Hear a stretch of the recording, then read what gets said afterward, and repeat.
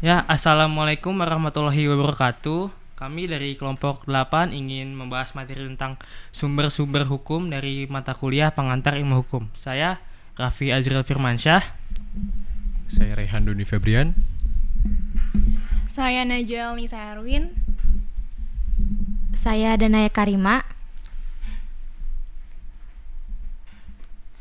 Oke, selanjutnya ada pengertian tentang sumber-sumber hukum. Pengantar sumber hukum. Sumber hukum merujuk pada segala sesuatu yang diakui oleh sistem hukum sebagai dasar atau landasan yang dapat digunakan untuk menentukan norma-norma hukum. Sumber hukum merupakan titik awal atau dasar yang memberikan otoritas atau keabsahan pada aturan-aturan hukum. Sumber hukum dapat bervariasi tergantung pada sistem hukum yang berlaku di suatu negara. Ada banyak pengertian tentang sumber hukum dari berbagai ahli. Berikut berbagai pendapat ahli yang akan kami ambil. Sumber hukum menurut para ahli. John Austin, seorang filsuf hukum Inggris yang dikenal dengan konsepnya tentang kedaulatan hukum. Menurut Austin, hukum berasal dari perintah yang diberikan oleh penguasa kepada masyarakat. Ia mengemukakan konsep bahwa hukum adalah perintah yang diiringi ancaman sanksi. Menurut Hans Kelsen, seorang filsuf hukum Austria yang dikenal dengan konsep piramida hukum atau teori hukum murni, pure theory of law. Kelsen berpendapat bahwa norma-norma hukum memiliki struktur piramidal dan pada puncaknya terdapat norma dasar atau ground norm yang tidak dapat dijustifikasi secara hukum. Menurut Profesor Dr. Jeremy Asidik, seorang mantan Ketua Mahkamah Konstitusi Republik Indonesia, menyatakan bahwa sumber hukum dapat dikemukakan dalam 4 pilar, yaitu UUD 1945, peraturan perundang-undangan, kebijakan pemerintah, dan putusan pengadilan.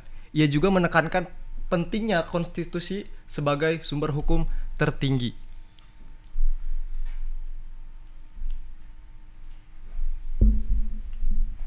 Lalu di sini ada kategori sumber hukum. Sumber hukum terbagi menjadi 2 kategori, yaitu sumber hukum formal dan sumber hukum material. Sumber hukum formal tersendiri itu adalah sumber hukum yang menentukan bentuk dan sebab terjadinya suatu peraturan atau bisa kita sebut dengan kaidah hukum seperti undang-undang, kebiasaan, traktat, jurisprudensi, dan doktrin. Sementara itu, sumber hukum material adalah tempat dari mana material hukum diambil seperti perasaan hukum masyarakat, pendapat umum, kondisi sosial ekonomi, sejarah, sosiologi, hasil penelitian ilmiah, filsafat, tradisi agama, moral, perkembangan internasional, geografis, politik hukum, dan lain-lain.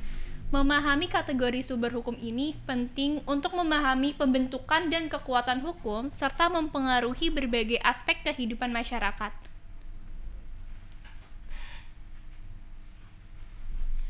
Sumber hukum material adalah tempat dari mana material isi hukum itu diambil. Ini mencakup faktor-faktor seperti keadilan masyarakat, opini publik, kondisi sosial ekonomi, sejarah, sosiologi, hasil penelitian ilmiah, filsafat, tradisi agama, moral, perkembangan internasional, geografis, politik hukum, dan lain-lain.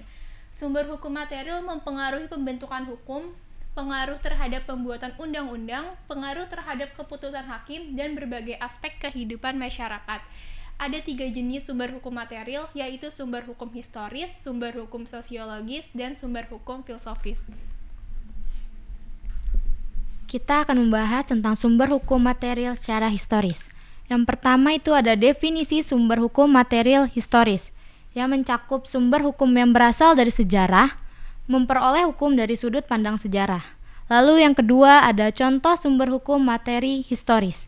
Yang pertama ada undang-undang, yang kedua ada putusan hakim, ketiga ada tulisan ahli hukum, dan yang keempat ada tulisan tak bersifat yuridis atau berisi pemberitahuan tentang lembaga hukum. Lalu yang ketiga ada sistem hukum yang pernah berlaku, contohnya sistem hukum Perancis. Yang keempat ada pengaruh terhadap pembentukan hukum. Isinya ada identifikasi perubahan dan perkembangan hukum dari berbagai waktu dan tempat. Lalu ada memfasilitasi pemahaman tentang evolusi hukum. Yang kelima, ada pentingnya sumber hukum materi historis, mencakup memahami asal-usul hukum dan menganalisis perubahan dalam hukum perspektif sejarah. Lalu, ada sumber hukum material secara sosiologis. Yang pertama ada definisi sumber hukum material sosiologis. Mencakup sumber hukum material sosiologis berasal dari faktor-faktor sosial dalam masyarakat. Lalu menurut Surjono Sukanto, faktor-faktor ini menentukan isi hukum positif. Lalu yang kedua ada faktor-faktor sosial penentu hukum. Mencakup kebutuhan dan kepentingan masyarakat. Dasar utama sumber hukum material sosiologis dan melibatkan kebutuhan akan ketertiban, keamanan, keadilan, dan kesejahteraan. Lalu ada nilai-nilai moral, agama, dan budaya, memberikan landasan bagi pembentukan hukum. Yang ketiga, pertimbangan sosial ekonomi dalam pembentukan hukum, mencakup melibatkan faktor seperti tingkat kemakmuran, pendidikan, dan pengangguran masyarakat. Lalu ada yang keempat, kondisi sosial politik sebagai pengaruh hukum, mencakup sistem pemerintahan dan politik masyarakat memainkan peran penting dalam pembentukan hukum. Yang kelima ada peran budaya dalam pembentukan hukum, mencakup adat istiadat, tradisi, dan kepercayaan masyarakat mempengaruhi pembentukan hukum. Yang keenam ada contoh konkret dalam hukum positif, yaitu jaminan sosial, perlindungan anak, upah minimum, pemilu sebagai contoh hukum yang mencerminkan pengaruh langsung faktor-faktor sosial. Yang ketujuh ada pentingnya kesesuaian dengan kondisi sosial masyarakat. Mencakup sumber hukum material sosiologis memberikan dasar dan pedoman bagi pembentukan hukum yang sesuai dengan kebutuhan, nilai-nilai, dan kondisi sosial masyarakat.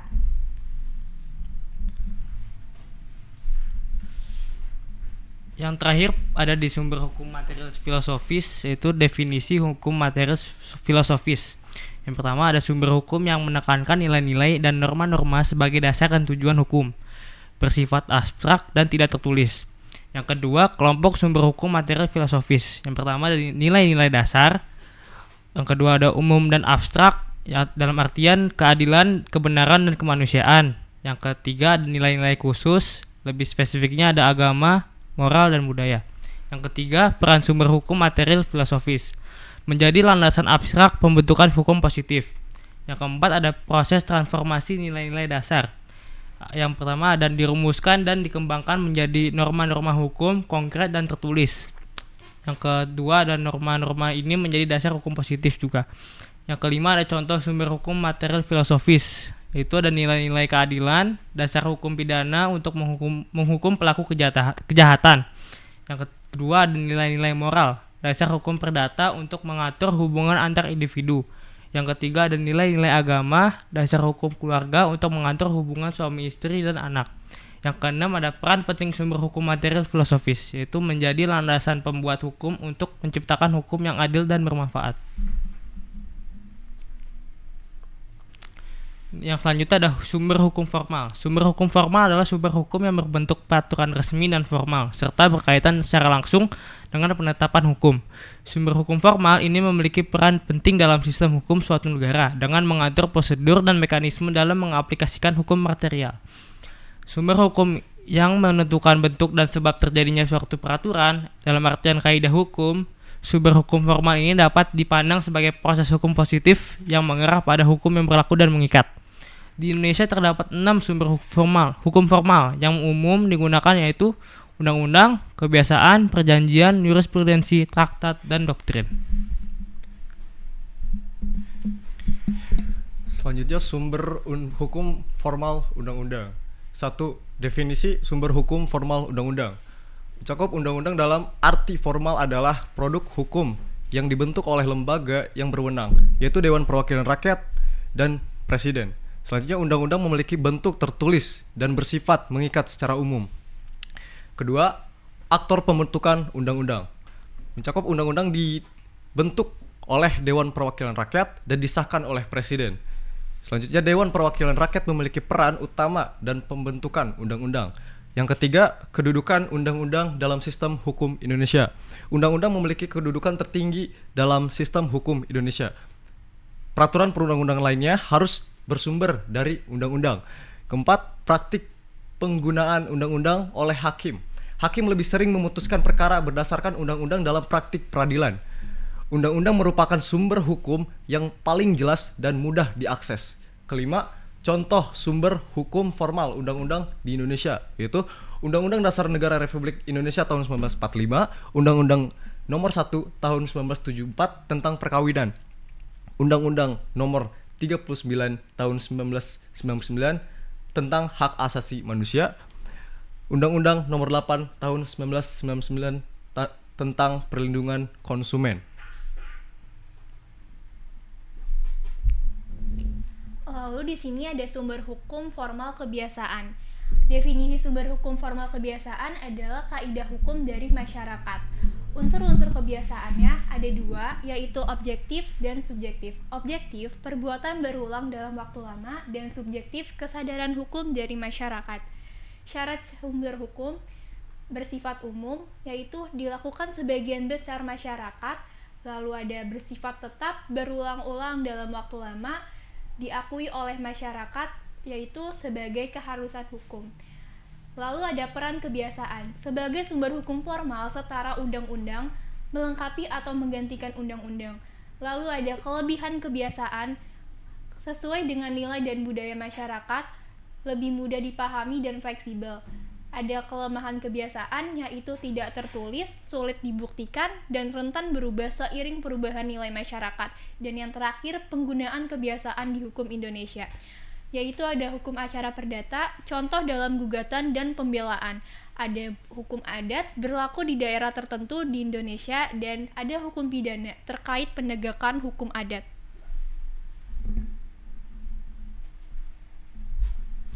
Selanjutnya ada sumber hukum formal jurisprudensi. Yang pertama ada definisi sumber hukum formal jurisprudensi, mencakup putusan hakim dengan kekuatan hukum tetap, lalu memiliki kedudukan sebagai sumber hukum formal. Yang kedua ada fungsi jurisprudensi, mencakup membimbing hakim pedoman dalam memutus perkara serupa. Kedua, menciptakan hukum baru jika didasarkan pada pertimbangan rasional, lalu mengembangkan hukum dengan memberikan interpretasi baru terhadap ketentuan hukum yang ada. Ketiga, kedudukan dalam hukum Indonesia. Pasal 24 ayat 1 Undang-Undang Nomor 48 Tahun 2009 terhadap putusan pengadilan yang telah memperoleh kekuatan hukum tetap, pihak-pihak yang bersangkutan dapat mengajukan peninjauan kembali kepada Mahkamah Agung apabila terdapat hal atau keadaan tertentu yang ditentukan dalam undang-undang. Yang keempat, ada syarat jurisprudensi, mencakup putusan atas peristiwa hukum yang belum ada atau tidak jelas peraturannya. Lalu putusan telah berkekuatan hukum tetap incret van gewis. Ketiga, ada putusan berulang kali dijadikan dasar hukum untuk memutus perkara sama. Putusan telah memenuhi rasa keadilan masyarakat dan putusan telah dibenarkan oleh Mahkamah Agung Republik Indonesia, teruji berdasarkan hasil eksaminasi dan anotasi. Yang selanjutnya ada sumber hukum formal perjanjian. Definisi sumber hukum formal perjanjian ini adalah perjanjian sebagai sumber hukum formal dibuat oleh dua pihak atau lebih dengan kekuatan mengikat. Yang kedua adalah landasan hukumnya, yaitu Kitab Undang-Undang Hukum Perdata atau KUH Perdata. Yang kedua ada Undang-Undang Nomor 24 Tahun 2009 tentang hukum perjanjian. Yang ketiga ada karakteristik perjanjian, yaitu tertulis, persyaratan tertulis sesuai pasal 1313 KUH Perdata. Yang kedua ada konsesional, terjadi dengan persetujuan pihak yang membuatnya. Yang ketiga ada mengikat, menimbulkan akibat hukum yang mengikat para pihak. Yang keempat ada memiliki akibat hukum, yaitu menyebabkan perubahan status hukum. Yang kelima, contoh perjanjian sumber hukum formal, yaitu perjanjian jual beli, perjanjian sewa menyewa, perjanjian pemburuhan, perjanjian perkawinan, perjanjian utang piutang, perjanjian kerjasama, perjanjian internasional. Yang keenam, peran penting perjanjian dalam hukum Indonesia, yaitu mengatur hubungan hukum antara pihak, dasar penyelesaian sengketa, dan pentingnya ratifikasi dan perjanjian internasional oleh Presiden Republik Indonesia. Selanjutnya, sumber hukum formal traktat. Yang pertama, definisi traktat menurut Undang-Undang Nomor 24 Tahun 2000. Traktat adalah perjanjian internasional yang dibuat secara tertulis oleh dua negara atau lebih dan telah diratifikasi oleh negara yang bersangkutan. Pasal 1 ayat 1. Yang kedua, bentuk traktat. Yang pertama, traktat bilateral. Itu perjanjian antara negara yang diikuti dua negara. Yang kedua, traktat multilateral, yaitu perjanjian antara negara yang diikuti lebih dari dua negara. Ketiga, traktat kolektif adalah traktat multilateral yang masih memungkinkan masuknya negara lain menjadi peserta. Yang ketiga, makna dan ruang lingkup traktat. Traktat dapat mengatur hubungan diplomatik, perdagangan, pertahanan, hingga hak asasi manusia dan mempengaruhi hukum dalam negeri, termasuk pembentukan peraturan perundang-undangan baru. Yang keempat, syarat-syarat traktat sebagai sumber hukum formal di Indonesia, yaitu ditandatangani oleh pejabat berwenang, diratifikasi oleh negara yang bersangkutan, diundang dalam lembaran negara Republik Indonesia. Yang kelima, kedudukan dan pembatasan traktat. Traktat yang telah memenuhi syarat-syarat memiliki kedudukan setara dengan peraturan perundang-undangan di Indonesia. Traktat yang bertentangan dengan peraturan perundang-undangan yang lebih tinggi tidak dapat diberlakukan. Keenam, contoh-contoh traktat dalam hukum Indonesia. Yang pertama, ASEAN Economic Cooperation Agreement. Yang kedua, ASEAN Japan Free Trade Agreement. Yang ketiga, Indonesia European Union Free Trade Agreement. Indonesia Australia Law of Enforcement Cooperation Agreement. Lalu ada sumber hukum formal, doktrin. Definisi doktrin adalah pendapat atau ajaran para ahli hukum. Bentuk doktrin tersendiri itu berupa buku, artikel, jurnal, karya tulis ilmiah. Lalu status doktrin sebagai sumber hukum formal tetapi tidak mengikat secara hukum dan digunakan sebagai bahan pertimbangan oleh hakim. Ada peran penting doktrin dalam perkembangan hukum, yaitu membantu hakim memahami dan menginterpretasikan peraturan hukum. Ada sarana pengembangan hukum sesuai perkembangan masyarakat. Lalu di sini ada contoh doktrin sebagai sumber hukum formal, yaitu buku-buku hukum oleh ahli terkemuka, Prof. Dr. Satcipto Raharjo. Lalu ada artikel-artikel hukum dalam jurnal hukum, dan yang terakhir ada karya tulis ilmiah membahas tentang hukum. Lalu di sini ada praktik penggunaan doktrin oleh hakim, yaitu bahan pertimbangan untuk pemahaman mendalam peraturan hukum dan menunjukkan penerapan peraturan hukum oleh hakim di masa lalu. Lalu yang terakhir ada syarat penggunaan doktrin sebagai sumber hukum formal, yaitu ditulis oleh ahli hukum berkompeten dan kredibel dan bersifat objektif dan tidak memihak, dan yang terakhir relevan dengan perkara yang diputuskan oleh hakim.